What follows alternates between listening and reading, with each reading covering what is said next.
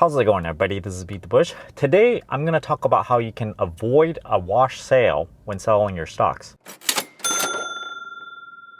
This video is brought to you by Webull. If this video helps you out on saving yourself a little bit of money in terms of short-term and long-term gain taxes, don't forget to check out my referral link down in the video description below. You can get 2 free shares of stock just for depositing $100. Check out my referral link down in the video description below. Now, what is a wash sale? Think of it like this. You have a stock that you plan to hold on to very long term, but it has gone down temporarily in value. But you want to sort of access this loss so you can cancel out some of the gains from other stock sales. Then that means you don't have to pay capital gains taxes. So if you made $10,000 somewhere else and you happen to be holding some other thing that sort of, in the short term lost $10,000 as well, it's advantageous to be able to cancel these two out. But if you sell that particular stock and you buy it within 30 days, it's what is called a wash sale. The rules are, if you sell that stock and you buy it within 30 days, if it's some other stock that is virtually the same, then that would be considered a wash sale.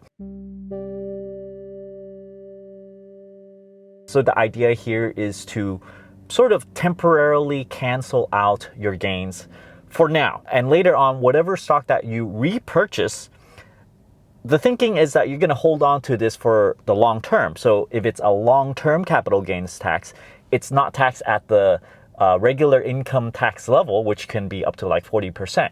The long-term income tax is 15%. This is kind of a way to force your gains into a long-term capital gains situation so that you pay a favorable capital gains rate. Now, I want to cover if you sell a stock and you do not trigger that wash sale rule, it means whatever amount that you lost, you can cancel out with your capital gain. So if it's like $10,000 that you lost and then you sold some other stock, GameStop, AMC or whatever, and you made $10,000, you cancel it out with $10,000 of losses. Essentially, you don't have to pay any capital gains tax on the gains on the other stock that you made a whole bunch of money on. Now I'm gonna go over this little trick that I learned from the Forbes magazine about a couple of years ago.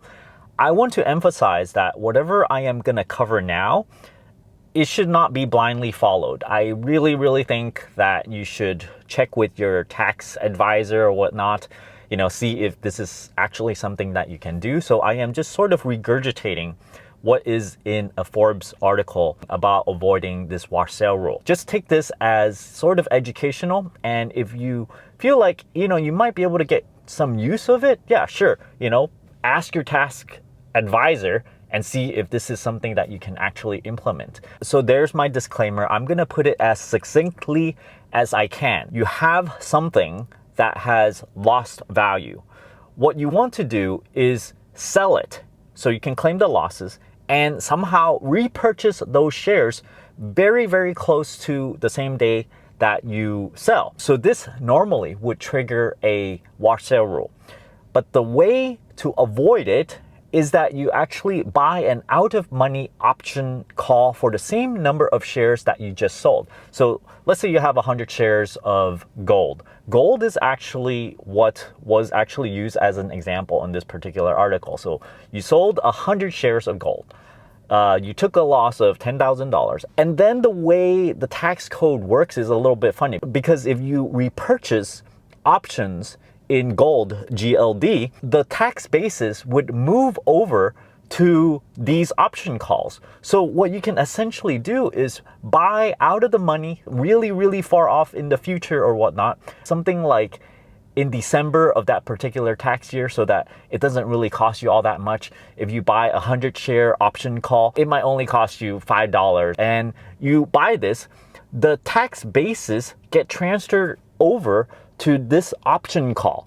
Okay, so that is done already. And then later on, the next day, you come around and rebuy the real stocks, 100 shares of GLD, and all of a sudden, you're off the hook for this wash sale rule. Let me go back to why people actually want to sell something, claim the losses, and then rebuy again, because the whole idea here is you actually really do want to hold on to this stock. You just want to claim the losses for now, because you know it dipped a lot. Let's say it's in the short term and you feel like, oh, this is a short-term temporary thing. It happens all the time with a stock where it dips a lot and then you're like, ah, gosh, I wish I can somehow take advantage of these losses. This is the way that you can do it.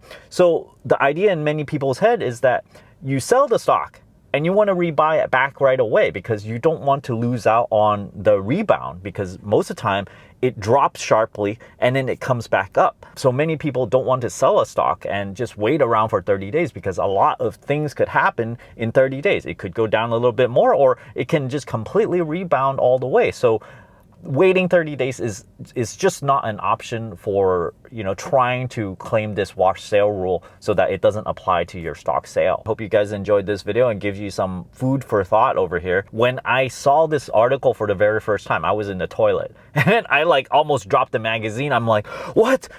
This is crazy. You can actually do this kind of thing. So I did save the article and I just wanted to share with you guys because this is very, very valuable information. Don't forget to like this video and subscribe for more. Thanks for watching.